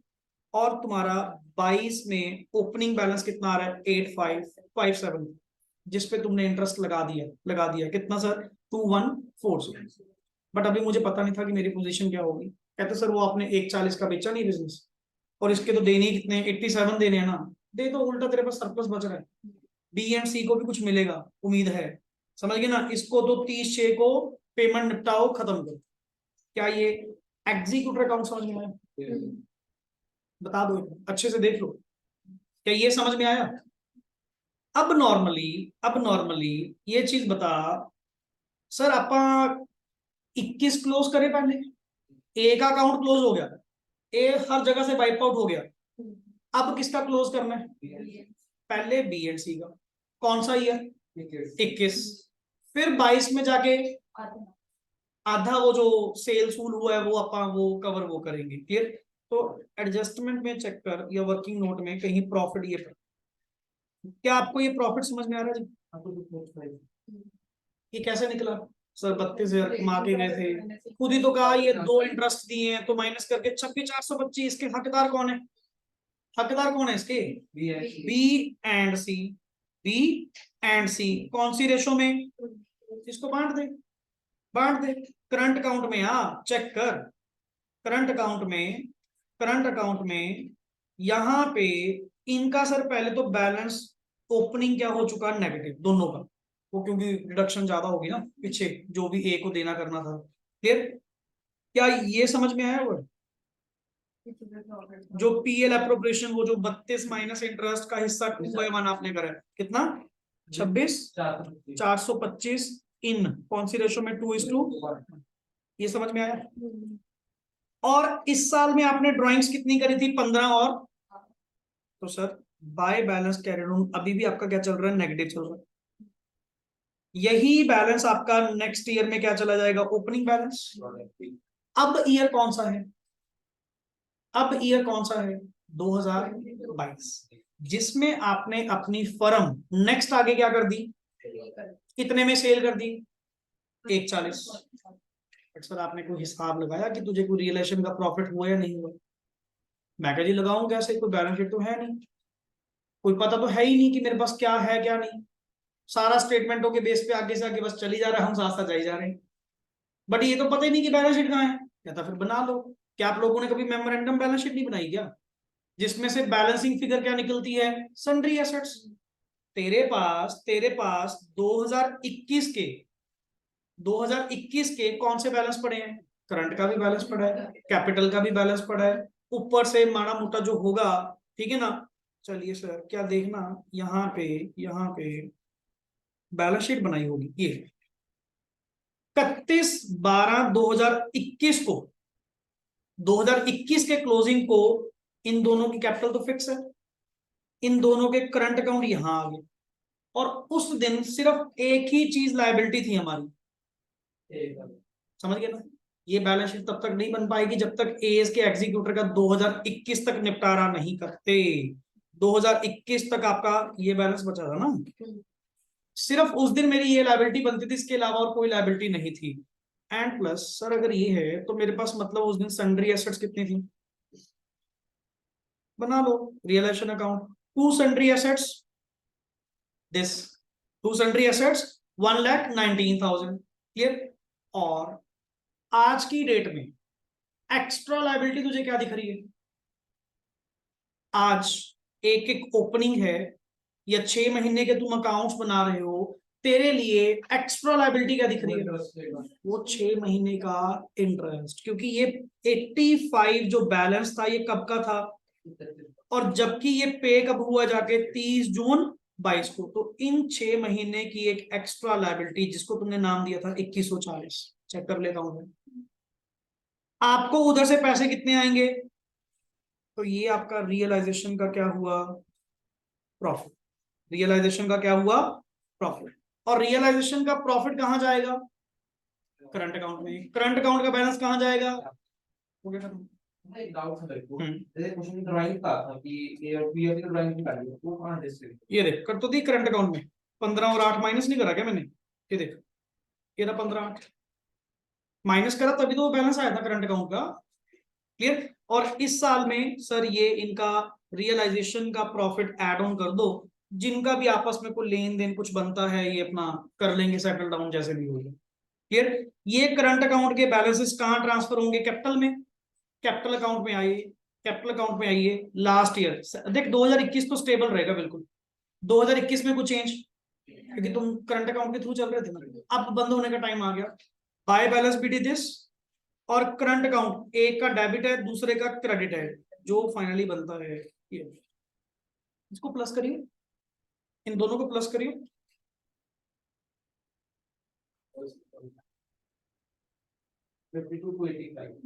52 प्लस 85, वो कितना था, 85575, 137 प्लस 2140, बन गया 140, ऐसे पेमेंट डिसबर्स होगी। अगर कैश अकाउंट भी बनवाओ, अगर कैश अकाउंट भी, तो खुद सोच मेरे पास तो आई 140 है, 140 में से 85 575 एक और 2140 एक देने थे, वो कितना, ये रहा 8, ये आ गया वैल्यू विद इंटरेस्ट, क्लियर। और बाकी जो बचा होगा वो कौन लेके गए होंगे, B and C, actually balance match कर लो सर, 140 के बराबर आएगा, ये पॉइंट, ये क्वेश्चन है जो लेंथ पकड़ कर लेकर गया। अब जब मैंने भी इसको अल्टीमेट सेकंड टाइम देखा ना, तब सर रियलिटी फील नहीं हुई कि ठीक है, अल्टीमेट जो क्वेश्चन अगर ध्यान से पढ़ा जाए तो वन शॉट में ये सॉल्व होने वाला है, ऐसी कोई दिक्कत नहीं है सर, पढ़ने लंबा है,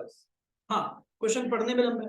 अब वही कंटेंट अगर आपको दिया जाएगा, ये कम से कम मान लो 2.5-3 पेज में दे देंगे, ऐसा क्वेश्चन पूरा खुला खुला छाप के देंगे, 2 पेज में तो क्वेश्चन जाएगा, बच्चा वैसे कंफ्यूज, क्वेश्चन लंबा करते तो डायरेक्शन आके देंगे हम, क्या चीज, क्वेश्चन लंबा करना तो डायरेक्शन इससे लंबा पहले यही सॉल्व हो जाए, इतनी लेंथ नहीं, ये भी मैक्सिमम लेंथ है, मतलब अल्टीमेटली आप 1.5 साल का क्वेश्चन, वो भी एग्जीक्यूटर अकाउंट के साथ विद 4 वर्किंग नोट, बीच में तो रियलाइजेशन अकाउंट भी तो बन गया, रियलाइजेशन अकाउंट बन गया, मेमोरेंडम बैलेंस शीट बन गई, प्रॉफिट एंड लॉस बन गया, 2 एडजस्टमेंट एंट्री पड़ गई, सारे वर्किंग नोट्स ही बन गए। और मेन रिक्वायरमेंट में क्या पूछा, करंट अकाउंट, कैपिटल अकाउंट और एग्जीक्यूटर अकाउंट, पर वो ऐसे थोड़ी बन जाएंगे, साथ में वर्किंग नोट भी तो चलेंगे, ये पॉइंट है। वो एक मिनट बाद में, पहले यहां तक बताइए, यहां तक clear concept, any doubt, line wise चलोगे, मतलब पहले ए का जब तक सेटल नहीं करते ना, तब तक आपके नेक्स्ट रिप्लाईज नहीं मिलेंगे, क्लियर। और इसमें आई थिंक सो एक अनसॉल्व्ड में चेक करना, थर्ड तो सेम है, मैं आपसे पूछ ही लेता हूँ कि आपने वो करा हुआ है, 4th क्वेश्चन था शायद, थर्ड सर एक बात बताओ, थर्ड हो जाएगा आपसे, अब सेम डिक्टो कॉपी पेस्ट है, यहाँ पे बस मिनिमम इंस्टॉलमेंट कितने की डाल दी और रेट ऑफ इंटरेस्ट कितना कर दिया। अगर तो वाकई में अपने आप को चेक करना चाहते हो तो एक क्वेश्चन खुद बनाकर देखना, एट प्रेजेंट जितना भी है, चाहे इमीडिएटली घर जाने के बाद पहला ही क्वेश्चन ये उठा लेना, अगर कॉन्सेप्ट याद है कि कहां से कहां तक चले, खुद ड्राफ्ट करके देखना, कोई बात नहीं, गलती होती है होने दो, चेक करना कि आप कितना उसमें समझ पाए। जैसे इसमें क्या कहा देख, वैल्यू यहाँ पे गुडविल कितनी आ गई 90, रेशो कितनी है, रेशो कुदरती से वही तो अपना 3:1, तो मतलब 45 देंगे। 45 मतलब कौन देगा, 2:1 में गेनिंग में वो क्या आएगा 30,000 और 15,000। क्लियर। आगे चल, यहाँ पे क्या कहा गया है, एसेट्स में फायदा कितना पाया गया और बुक वैल्यू आपने ऑल्ट्रेशन, तो 60 की एडजस्टमेंट एंट्री, 60 में से उसका हिस्सा 30 को 2:1 में 20 होता है। और जॉइंट पॉलिसी 40 की थी, मैच्योर्ड कितने पे हुई, 12 का प्रॉफिट सब में, 3-2-1 में 6,000 4,000 2,000, समझ गए ना। और ए का अगर हिसाब भी लगाओ इसके बाद तो और कुछ नहीं मिलेगा। ये रहा 52, वो भी बिफोर चार्जिंग क्या था, इंटरेस्ट। निकालने को तो ऑलरेडी अब कर दे। और पेमेंट लास्ट में कितनी मिली है सर, 180, ये अपना डिसबर्स हो गया, जो भी पेमेंट थी फाइंड आउट करके देखना। नॉर्मली इतना टाइम नहीं लगेगा लिटरली, अगर आज ही इसको आप टेकअप कर लेते हैं तो ऑन सेफ साइड। बिकॉज इतना श्योर है कि अगर मान लो जिसका क्वेश्चन ये ना किया हुआ अल्टीमेटली और पेपर में आ गया, वो गारंटेड है वो छोड़ दिया है, वो पंगा ले ही नहीं पाएगा। समझ गए ना, वो क्वेश्चन देख के ही कंफ्यूज हो जाएगा कि अल्टीमेट, और जबकि है कुछ नहीं। समझ गए ना, है लिटरली कुछ नहीं, उल्टा बाकियों से भी क्या लगा इजी, +2 लेवल की अकाउंटिंग चल रही है। मैंने डिसोल्यूशन का पॉइंट तो पूछा ही नहीं इसमें, मैं तो डेथ पे ही घुमा गया सारा क्वेश्चन। डिसोल्यूशन में लास्ट नाम से आ गया कन्वर्शन, कि हाँ 180 का हुआ रियलाइजेशन अकाउंट। हाँ एक पॉइंट अच्छा था कि जो 31 वो लास्ट में बैलेंस शीट बनाकर, मेमोरेंडम बैलेंस शीट बनाकर आपने क्या निकाली, सन्ड्री एसेट्स, वो जरूरी थी। और उससे भी बढ़िया पॉइंट था उसमें रियलाइजेशन अकाउंट में जो 2140 का क्या था, इंटरेस्ट अगले 6 महीने। समझ ना, वो सबसे बढ़िया चीज मुझे लगी उस पॉइंट के अंदर कि वो एक्स्ट्रा लायबिलिटी की तरह आप लोग टेकअप करोगे ना, फिर रियलाइजेशन का क्या निकालोगे, प्रॉफिट निकालोगे। समझे पॉइंट। चलिए नेक्स्ट इज, ये बताओ क्वेश्चन नंबर 4 को टिक करवाया हो मैंने, है तो उसमें कुछ भी नहीं है। अच्छा इसमें वो एंट्रीज पॉइंट लो, सुन लो, कुछ भी नहीं। क्वेश्चन नंबर 4 इसमें ना वो एमलगमेशन करी हुई है ना आपने, उसकी जो एंट्रीज पास करते हैं वो बिजनेस परचेज वाली, वो एंट्रीज हैं इसमें, है कुछ भी नहीं। सुन, रमेश, रोशन एंड रोहन पढ़ो। Were partners of the firm 3R Enterprises, sharing profit and losses in the ratio 3:1. On 31 March 2021 या जो भी है, their balance sheet stood as follow, Ramesh, Roshan, Rohan, general reserve, creditors, land and building, machinery, furniture, stock, debtor, cash at bank. On the above mentioned date, yes please. The partners decided to convert their firm into a private limited company and named it 3R Enterprises Private Limited. The company took over all the assets including cash at bank and all the creditors at 42 lakh. लो जी, इसका तो सीधा ही बोल गया, 42 लाख रुपए का इनका सौदा हो गया। और ये अपनी बुक्स में जो भी रियलाइजेशन अकाउंट बनाएंगे, प्रॉफिट बांटेंगे, इसका ओल्ड करनी तो ध्यान है ही नहीं, फर्म करनी तो ध्यान है ही नहीं। ये पूछ ही तुमसे क्या रहा है, नई बुक्स की एंट्री पूछेगा। क्लियर। चलो इनका तो जो भी है, और ये मिलेगा भी कैसे, फुली पेड क्या मिलेंगे, इक्विटी शेयर्स मिलेंगे ऑफ रुपीज कितने वाले, 10। आगे, इट रिकॉर्डेड इन बुक्स, मतलब company recorded in its books land and building 1640, machinery 990 and created a provision for, वो अपना गुडविल कैपिटल रिजर्व नहीं निकालेगा कि मैंने सन्ड्री एसेट्स अकाउंट डेबिट कितने पे, सन्ड्री लायबिलिटीज कितने पे, बिजनेस परचेज कितना करा 42 पे। ये मेथड कौन सा हुआ, एमलगमेशन का, net payment method, net payment method, not net asset method. सीधा कह तो क्या 42 लाख रुपए दूंगा। क्लियर। तो नेट पेमेंट मेथड के according to, and the expenses on the take over कितने हुए आपके, which were paid and borne by the company. इसकी क्या करते हो एंट्री आप, ओल्ड बुक्स न्यू बुक्स नहीं होंगी। The expenses on the take over पे 23,000 का खर्चा हुआ कंपनी का, और वो बियर भी किसने करने हैं, कंपनी ने करने हैं। गलत,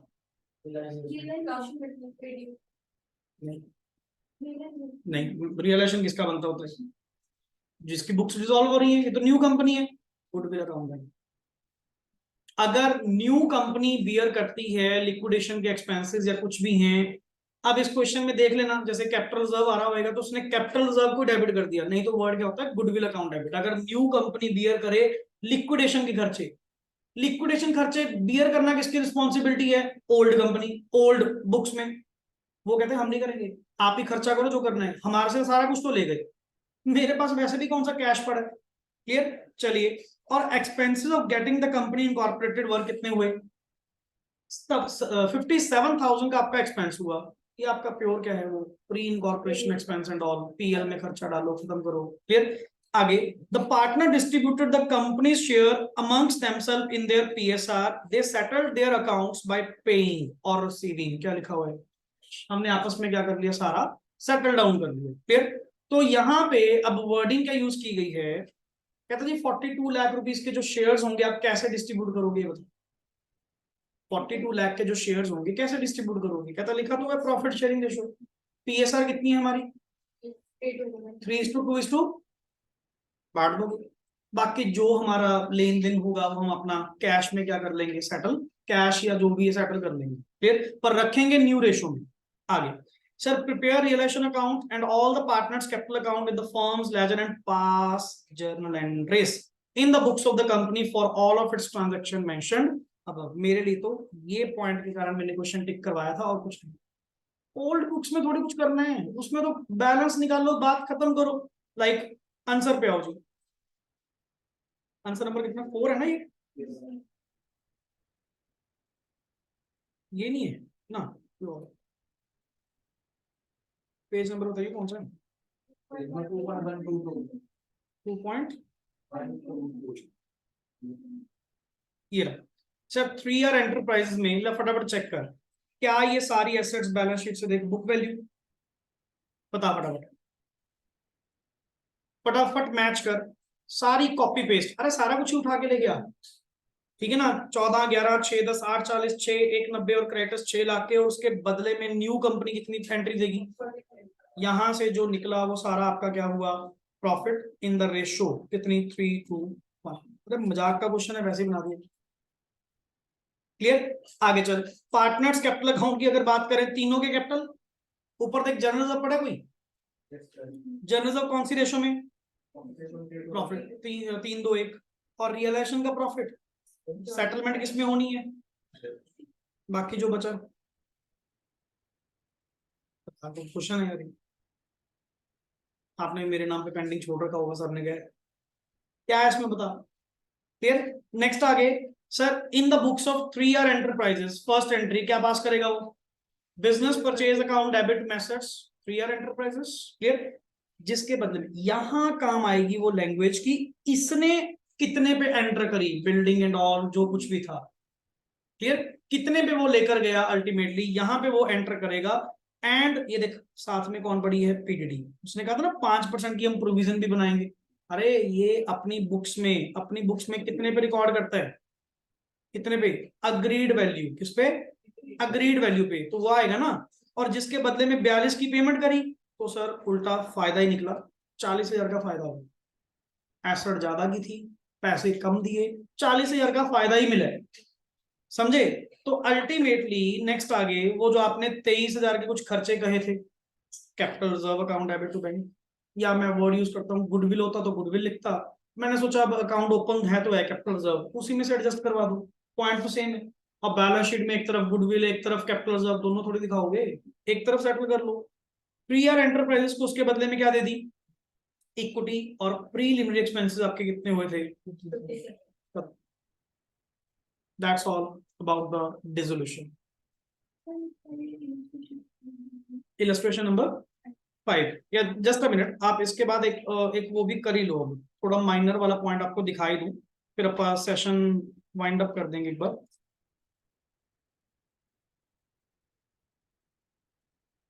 मॉड्यूल का पेज नंबर बताओ ना, वो दक्ष जो मैं आपसे क्वेश्चन पूछ रहा हूँ, 2.42। एंड उसमें ना एक अजम्पशन लिखी हुई है, ये वाला क्वेश्चन है जी, illustration number 10। Clear? Illustration number 10 है, Daksh associate is a reputed firm on account of certain misunderstandings. इसमें चेक करो, ये पर्सन पड़ा जी सिद्धार्थ, क्या लिखा हुआ है? अब माइनर लॉसेस के लिए लायबल तो होता नहीं है, बट प्रॉफिट्स लेगा बराबर लेगा, समझ गए ना? पूरे लेगा जितने भी उसके बनते होंगे। इट वॉज डिसाइडेड दैट, ये लैंग्वेज पढ़ना, It was decided that, हाँ जी, Mr. Daksh will be in charge of realization. He will set apart rupees 10,000 towards expenses. He will be paid a remuneration. 10,000 उसने अलग निकाल के रख दी, किस नाम से? एक्सपेंस के नाम से, और अपॉइंट किसको किया गया? पार्टनर को ही, कि भाई तू निपटा दे सारा कुछ जो भी है.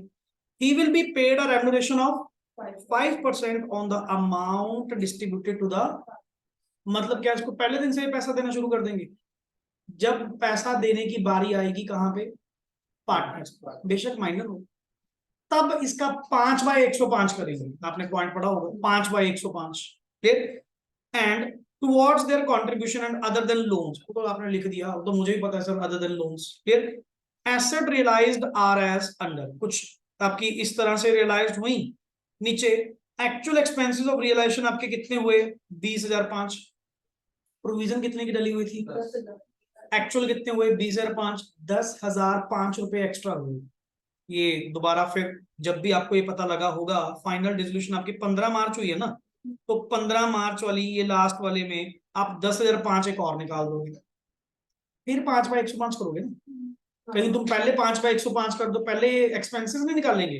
फर्म क्या, द फर्म इज सॉल्वेंट थी, वो तो मिसअंडरस्टैंडिंग के कारण, मतलब हमारी नहीं बनती आपस में, हमने इसलिए बंद करी. फर्म सॉल्वेंट थी, बढ़िया है.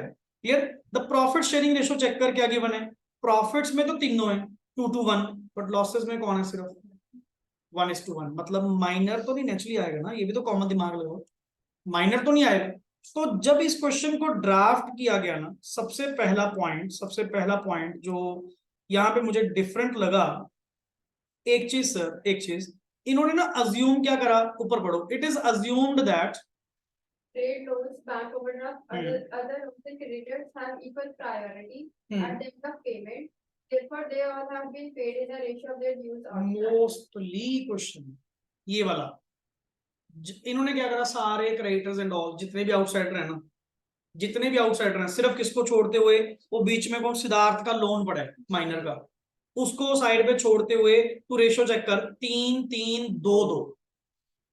वैसे सर अपन ऐसा पॉइंट नहीं कर रहा, आप प्रायोरिटीज फिक्स करते हैं ना कि पहले किसको पे होगा, समझ गए ना. ये तो चलो क्वेश्चन ऐसा आ गया, मैंने, इन्होंने अज्यूम कर लिया सारी बराबर है जी, सारी आउटसाइडर, ऐसे सॉल्व कर दिया. क्लियर. एंड इनकी पेमेंट जाते जाते जाते खत्म हो रही है कुछ यहाँ पे.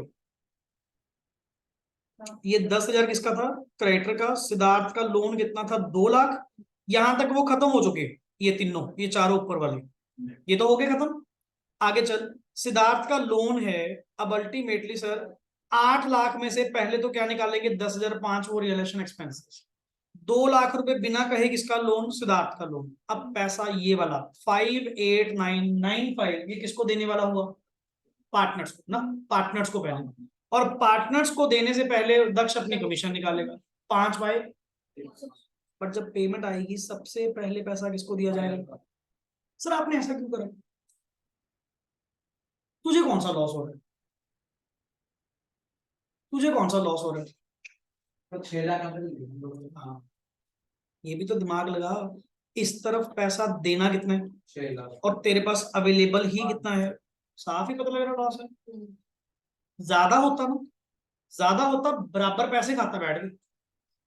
मैं इस क्वेश्चन को अगर चेंज करने वाला बनूं, फिर मैं नॉर्मली क्या कर दूंगा, तेरे पास कितना है? 561,900 है ना, 661 कर दो, ऊपर कर दे उल्टा, उल्टा देना 6 लाख है, बच रहा 661,900 है. कितना प्रॉफिट हुआ? 61,900.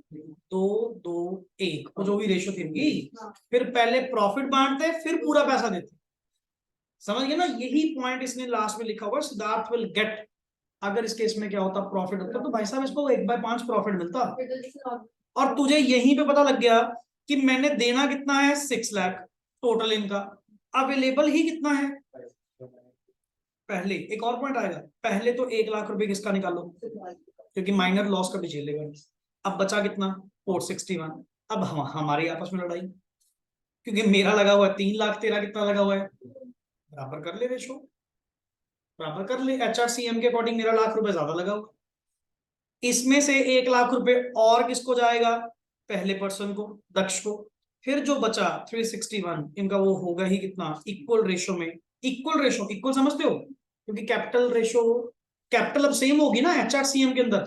2:2 पार्ट था इनका PSR, 2:2 टू पार्ट था, अब जब HRCMD बनाओगे लाख रुपए एक्स्ट्रा दे तो दिया, अब तो कैपिटल बराबर होगी दोनों की, तो जितना पैसा आएगा इक्वल रेशियो में देंगे और जो बचा वो फाइनली हमारा क्या है, लॉस। ये क्वेश्चन बढ़िया लगा सर अल्टीमेटली, समझे ना। तो मतलब ये एक पार्ट था जो मतलब काफी देर से पेंडिंग था, या मैं कह सकता हूं इवन प्रीवियस बैच में भी ऐसे ही डिले करते करते करते करते आज करेंगे कल करेंगे, अकेले की हिम्मत नहीं बढ़ती, क्वेश्चन ऐसे। इवन एक बार रिकॉर्ड करने की कोशिश करी, पहले सारे देखे भी, खुद भी 1 घंटा लगाया उस चीज के ऊपर, वो टाइम फिर कहीं स्किप हो गया। इसीलिए मैं कहा सर आज तो अपना सेशन रखना ही है, मेरा तो जरूर रख देना, समझ गए ना। मैं भी रिकॉल करके बैठा पहले इन 3-4 क्वेश्चंस को कि अल्टीमेट अब इसमें आपका कोई पेंडेंसी नहीं होनी चाहिए किसी भी पॉइंट को लेकर। एटलीस्ट अगर मैं बात करूं कि अगर नॉर्मल पिच पे भी अगर इसको दोबारा सुनते हैं, कभी अगर क्वेश्चन आपको लगे कि हाँ एक बार दोबारा देखने हैं, मैं रिकमेंड करूंगा वीडियो की दोबारा इसी को दोबारा एक बार सुन लीजिए, फास्ट फॉरवर्ड फटाफट जल्दी जो भी है जैसे भी आप सुनना चाहते हैं, क्यों उसमें आपको एक सारा रिकॉल हो जाएगा, सारे पॉइंट्स याद आ जाएंगे। बाकी सर 100% आपका कवरेज है, मॉड्यूल पूरा cover. Finally I can now say that कि dissolution is 100% complete from my side, कि स्कैनर भी, मॉड्यूल भी एंड वेरियस क्वेश्चन जो भी आप लोगों ने किए हैं वो 100% आपके क्या हैं, कंप्लीट है। क्लियर। सो यहां तक एक बार बताइए, यहां तक कोई डाउट आप? डिसोल्यूशन पार्ट अब कंप्लीट है, क्लियर। सो ये बैकअप आप लोगों को अवेलेबल हो गया होगा, क्लियर। तो अल्टीमेटली इसको प्रॉपर वे से अटेंड कीजिए, लगाइए, जरूर देखिए, क्योंकि ये क्वेश्चंस काफी अच्छे थे, अपने आप में बढ़िया थे, सिंपल भी थे जब पढ़ने पे लगे ultimately, clear. So wish you all the best and proper way से अपनी तैयारी कंटिन्यू रखें, डिटरमिन्ड होकर करते रहें, ठीक है। ऐसे नॉर्मली कोई डाइवर्ट होने की जरूरत नहीं है, जो कर रहे हैं बढ़िया कर रहे हैं, अच्छा ही करेंगे अल्टीमेटली। जस्ट अपने आप पे कॉन्फिडेंस रखिए कि सर जो होगा बढ़िया ही होगा, आई अच्छा करने के लिए, समझे ना, और अच्छा करके ही जाएंगे, सिंपल सा पॉइंट है। तो इन थिंग्स के साथ थोड़ा डिटरमिन्ड रहते हुए कोशिश करिए, 100% आप अपना दीजिए जितना हो सके, फिर अल्टीमेटली की दैट मींस पेपर अटेम्प्ट आपकी बिल्कुल कंप्लीट होनी चाहिए, कोई एक नंबर का भी पेपर आप छोड़कर नहीं है, क्योंकि सबसे बड़ी जो एश्योरेंस होती है ना कि मेरा पेपर कंप्लीट हो गया, वही बहुत बड़ी बात है। जब हम लोग नॉर्मली अगर मैं कुछ एग्जाम देकर अगर बाहर निकल भी रहे हैं तो पहला वर्ड भाई पेपर कंप्लीट हो गया, यही खुशी है। ये तो पता ही नहीं अभी अंदर क्या होगा क्या नहीं, बट इतना पता जी मेरा पेपर कंप्लीट हो गया, समझ गए ना। तो पहले तो उस चीज पे फोकस कीजिए कि अपने 3 घंटे इतना इफेक्टिवली मैनेज करिए, और वो होंगे कैसे होंगे, जो भी पेपर आप लोग तैयारी कर रहे हैं। मेरा एक सिंपल सा फंडा है अल्टीमेटली, ब्लैंक पेपर साइड पे लेके बैठना, जब भी पढ़ रहे हो ना, जो भी कॉपीज आप लोग कर रहे हैं, कुछ या थियोरी भी अगर याद कर रहे हैं ना, साइड पे कॉपी लेके बैठ जाना अल्टीमेटली, पॉइंट पढ़े फटाफट, पॉइंट पढ़े लिख दे, जो बस मुझे समझ में आ रहे हैं, किसी को समझ नहीं आ रही है, मुझे पता है कि मैंने सुबह लिखा है वो, और ये प्रैक्टिकली बता रहा हूं अल्टीमेटली, ये चीज मैंने फाइनल्स में फॉलो की है। इंटर में तो चलो वैसे ही कॉन्फिडेंस बढ़िया था, कोई दिक्कत नहीं है, फाइनल्स में तो घबराए भी हुए थे। अब उस चीज को कैसे पैकअप करा अल्टीमेटली, कि जितने भी एग्जाम्स हैं, जितने थ्योरी के एग्जाम्स थे, मॉर्निंग उठ गए जी 5 बजे, ठीक है ना, 5, 5:30 या जो भी आपकी लेट शेड्यूल है उसके according, but morning time is the best time, paper के टाइम पे सबसे बढ़िया टाइम होता है कि मैंने सुबह आज चीज लिखी है, क्या लिखी थी वो याद कर, लिखी है पर मैंने, कि पॉइंट्स पढ़े, पॉइंट्स फटाफट उसके एक शॉर्ट वर्ड्स, इतना टाइम नहीं लगता यार, 1-1 मिनट भी नहीं लगता। अगर आप तुम वैसे सोच रहे हो कि सर लिखने का टाइम होगा, वो करके तो देख, करके तो देखना। लॉ आप लोगों ने पढ़ा, लॉ के कुछ मेन पॉइंट्स हैं, चलो वो तो प्रोविजन बेस्ड है, उसमें पॉइंट्स कम है, या अगर कोई पॉइंट्स भी हैं पेपर साइड पे रखो, साइड बाय साइड चलिए। अगर मान लो कोई अकाउंट्स का क्वेश्चन है, उसका एक छोटा सा पॉइंट ये आ गया कि अपन इस टाइम पे ये चीजें बनाएं, ऐसा इस तरह से थोड़ी और एफिशिएंसी बनाइए, स्मार्टनेस थोड़ी और ऐड ऑन करिए, बाकी बहुत बढ़िया होगा, जो होगा सब अच्छा रहेगा, क्लियर। बस be confident, not over confident, just be confident अपने आप को, यहां तक अपन ने संभाला है ना, आगे भी जस्ट ये 20 डेज 20 to 25 डेज जो आप लोगों के हैं, जस्ट इतना सा पैकअप होल्ड करके रखना है, बहुत वही एफिशिएंसी के साथ। और उल्टा मैं तो कह रहा हूं जितना निकलती है और निकालो, लगा दो, जान लगा दो, कोई चक्कर नहीं है सर, जितने दिन पड़े हैं ना और डबल आउटपुट पे आ जाओ, कोई दिक्कत नहीं है सर। कोई दिन के अपने जितने घंटे जा रहे हैं जाने दे, पढ़ने दे, वन टाइम है सर, वन टाइम। फिर मेहनतें ऐसी होती है, समझ गए ना आपा, कौन सा बार बार वाले बंदे। वन टाइम मेहनतें फिर ऐसी होती है कि लगा दो, कोई चक्कर नहीं है, बट थोड़ा सा माइंड को रिलैक्स भी रखना है, हाइपर नहीं होना किसी बात को लेकर, या किसी भी थिंग्स को सोचते हुए, या ओवर थिंकिंग जहां पे भी आप कर रहे हैं, तो please please relax, relax, relax. थोड़ा चिल करो, थोड़ा यार माइंड सेटल रखो। ये प्रेशर अगर ज्यादा ले गया ना, ये कहीं और ही कुछ बन जाएगा। कई बार नॉर्मली क्या होता है, स्टूडेंट्स का व्यू पॉइंट्स तो पेपर में ऐसा आ गया तो आ गया, अब क्या करोगे बताओ। मैं आपको हर बार क्या होता हूँ कि वो 3 घंटे संभालने वाला टाइम होता है, अपने आप को समझने का टाइम होता है कि भाई, जैसे कहते हैं अकेले से बात करना, वो टाइम होते हैं। कई बार ऐसी सिचुएशंस आ जाती है एग्जाम में, मेरे साथ तो हुई है। पेपर में बैठे, पढ़ के आए थे कुछ और, आगे चैप्टर में से कुछ और, मैं उस केस में क्या करूं, मैं कर भी कह सकता हूं, अब तो पेपर में आ गया।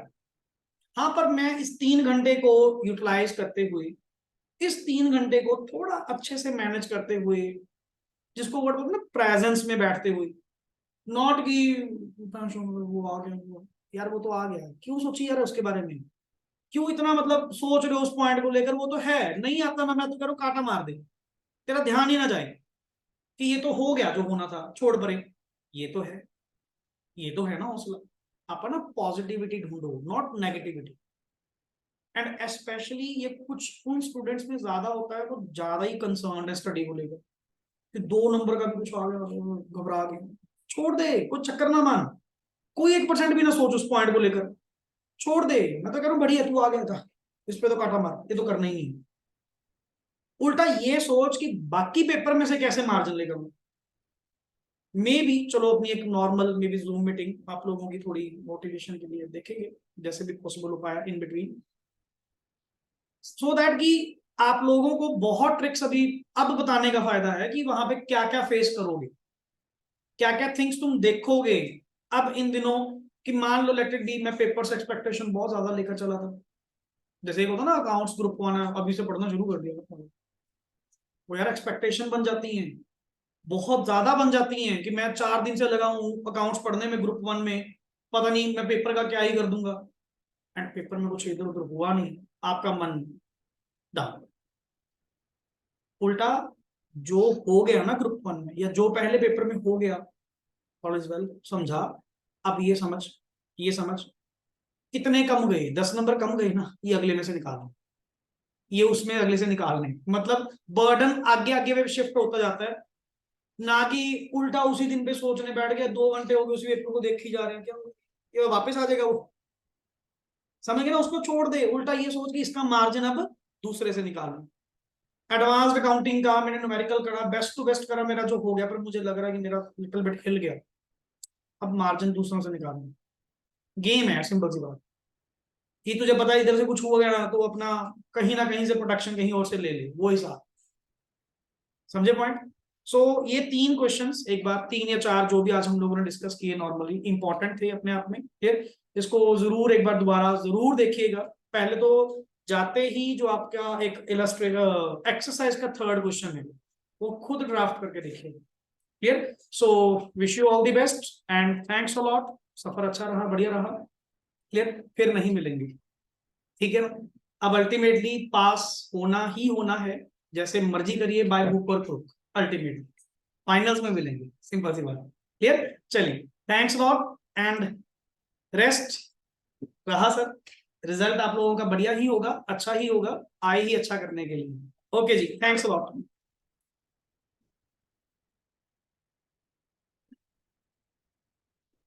I guess she is the